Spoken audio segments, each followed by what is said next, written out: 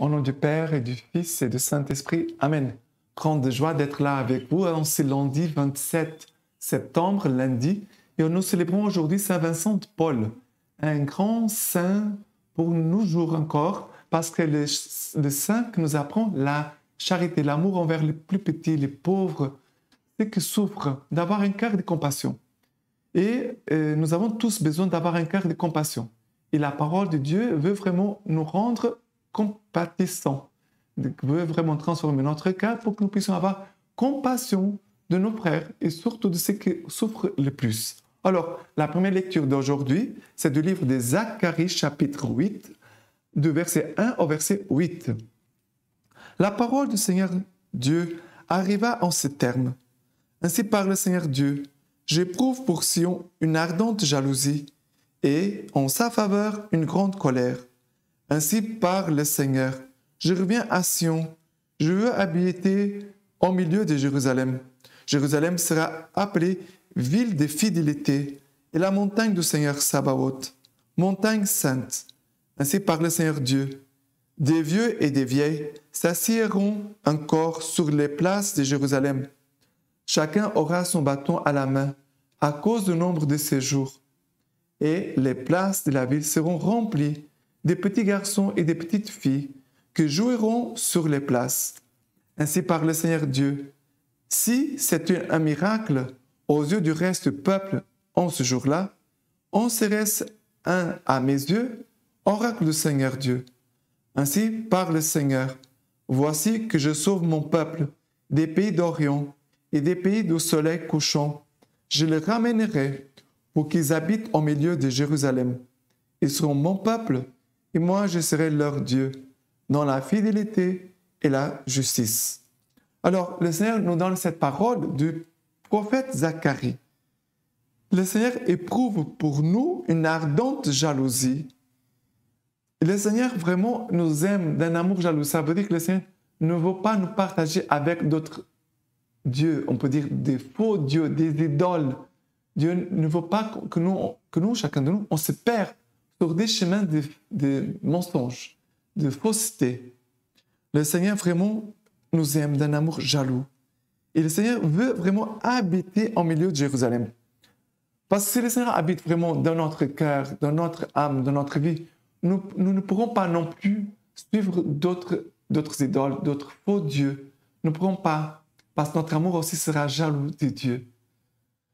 Jérusalem sera appelée ville de fidélité, montagne sainte. C'est cela que le Seigneur veut faire en chacun de nous. Le Seigneur veut faire de nous une montagne sainte, ça veut dire un lieu saint, et aussi ville de fidélité. C'est ainsi que le Seigneur veut nous trouver, dans la fidélité. Mais Dieu, je suis infidèle. Peut-être on peut dire ça, mais le Seigneur veut nous rendre fidèles à cause de lui, parce que comme lui, il est fidèle, nous pouvons recevoir de lui la force de la fidélité. Demandons à Dieu vraiment cette grâce de la fidélité. Après, la parole de Dieu nous parle des vieux, des anciens, des enfants qui joueront sur les places. Ça veut dire que le Seigneur nous montre la vie. Le Seigneur veut vraiment remplir nos cœurs de vie, de joie, de communion. Il a les vieux, les jeunes, les enfants, les adultes. Tous ils sont là ensemble, dans la joie. Le Seigneur veut vraiment nous communiquer une grâce de fidélité, et aussi une grâce de vie et de communion, de savoir vivre bien ensemble. Et après, le Seigneur dit encore, ainsi parle le Seigneur, voici que je sauve mon peuple des pays d'Orient, du pays du soleil couchant. Je les ramènerai pour qu'ils habitent au milieu de Jérusalem. Ça veut dire que le Seigneur veut nous faire revenir vers lui. Le Seigneur veut vraiment faire de nous un peuple qui revient à lui avec ferveur, avec foi. Et Dieu dit, alors, ils seront mon peuple et moi je serai leur Dieu. Cette parole, quand elle apparaît dans l'Ancien Testament, c'est toujours une parole liée à la paternité de Dieu. Je serai ton Dieu et tu seras mon peuple. Je serai ton père et tu seras mon enfant. Voilà ce que le Seigneur veut vraiment nous donner comme grâce, mais nous faire vivre cela d'un cœur uni, et aussi dans la communion avec les frères et sœurs et faire de nous un lieu de fidélité, de vie, de communion, d'amour. D'accord? Maintenant, le psaume d'aujourd'hui en cette fête de Saint Vincent de Paul, c'est le psaume 102. Le psaume 102 nous dit ceci. « Et les païens craindront le nom du Seigneur et tous les rois de la terre ta gloire. Il se tournera vers la prière du spolié. Il n'aura pas méprisé sa prière. On écrira ceci pour l'âge à venir, et un peuple nouveau louera Dieu, afin d'écouter le soupir du captif et de libérer les clients de la mort.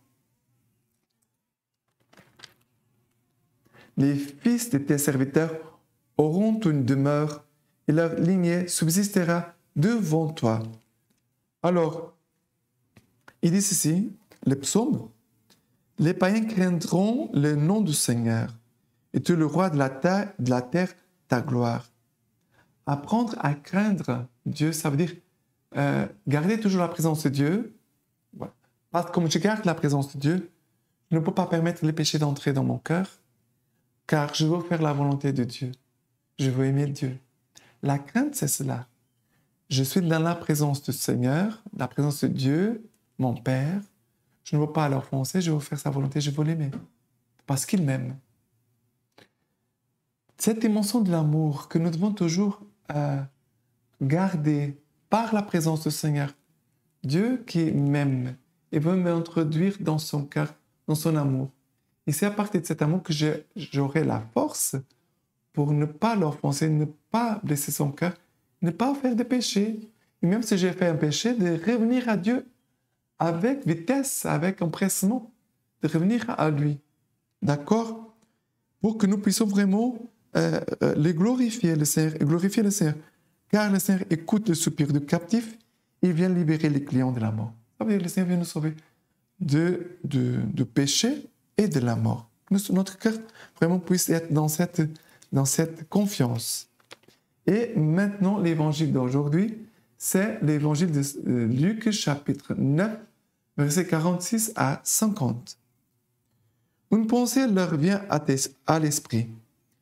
Qui pouvait bien être le plus grand d'entre eux?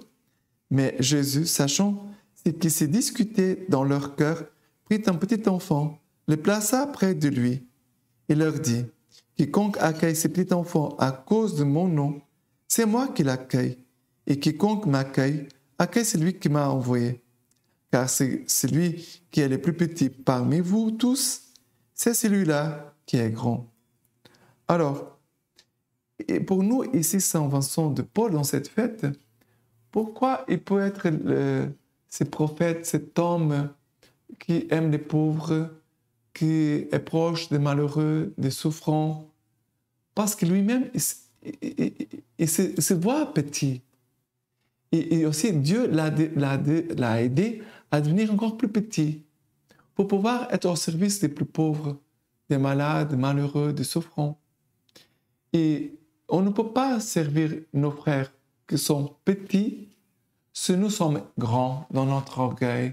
Parce que moi, je fais la charité, voyez, mais regardez-moi, et nous sommes dans une culture où les gens aiment se montrer. On fait quelque chose, on fait un don, on donne de l'argent, on offre quelque chose, et on veut que tout le monde le sache. Ça, c'est contraire à l'Évangile. Le Seigneur dit que ta main droite ne sache pas ce que ta main gauche ne sache pas ce que ta main droite a fait. Voilà. Ça veut dire que le Seigneur aime ce qui est caché, qu'on le fait d'une façon discrète, que les personnes le sachent. Et pour cela, le Seigneur aussi veut nous faire petits. Et Dieu veut que nous faisions un chemin de petitesse. En cette semaine où nous allons célébrer aussi Sainte Thérèse d'Enfant Jésus, le Seigneur veut nous faire descendre pour nous voir petits. Et Dieu aime tout ce qui est petit. Dieu aime ce qui est petit. Et ce qui est petit, à partir de ce qui est petit, Dieu pourra faire des grandes choses. Mais on ne peut pas aller rencontrer nos frères pauvres. Nous sommes orgueilleux, grands, suffisants, remplis de moi-même. Non. Je dois me vider, de reconnaître que je suis rien. devant Dieu.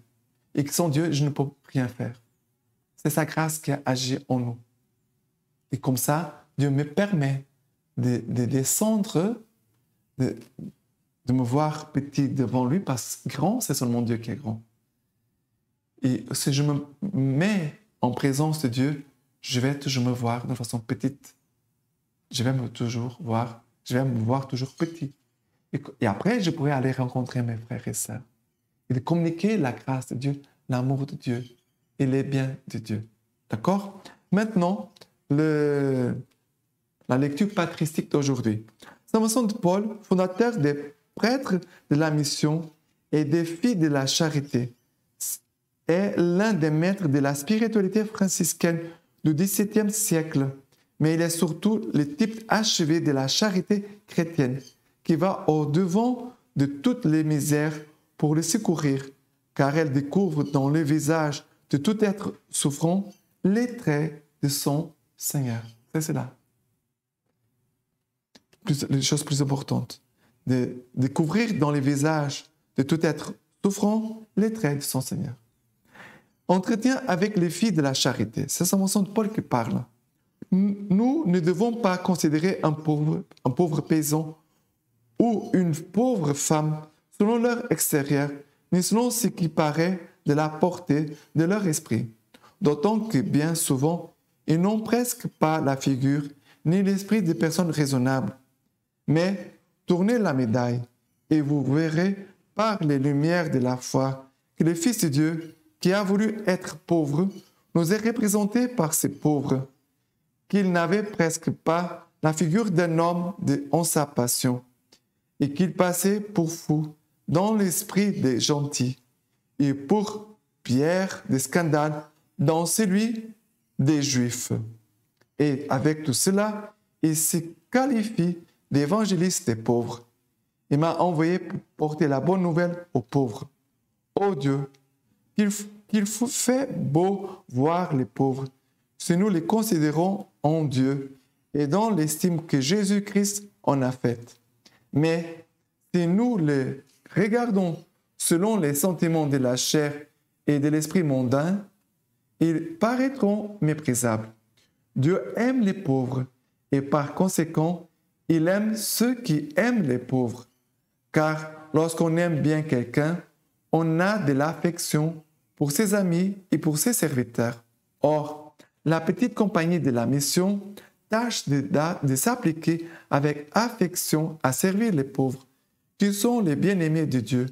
Et ainsi, nous avons sujet d'espérer que, pour l'amour de Dieu nous aimera. Il ne faut pas de retardement en ce qui est du service des pauvres. Si à l'heure de votre oraison, le matin, vous devez aller porter une médecine, allez-y, en repos, offrez à Dieu votre action, unissez votre intention à l'oraison, qui se fait à la maison ou ailleurs, et allez-vous-en sans inquiétude. Si, quand vous serez de retour, votre commodité vous permet de faire quelque peu d'oraison ou de lecture spirituelle à la bonne heure. Mais il ne vous faut pas point inquiéter, ni croire avoir manqué quand vous la perdrez, car on ne la perd pas quand on la quitte pour un sujet légitime. Et s'il y a le sujet légitime, mes chères filles, c'est le service du prochain.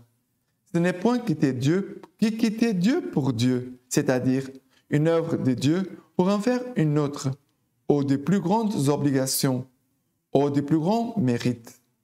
Vous quittez l'oraison ou la lecture, ou vous perdez le silence pour assister un pauvre. Oh, sachez, mes filles, que faire tout cela, c'est les servir.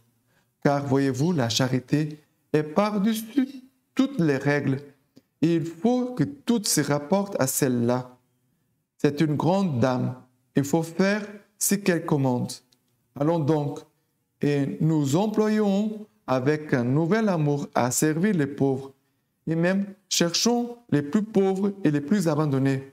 Reconnaissons devant Dieu que ce sont nos seigneurs et nos maîtres, et que nous sommes indignes de leur rendre nos petits services.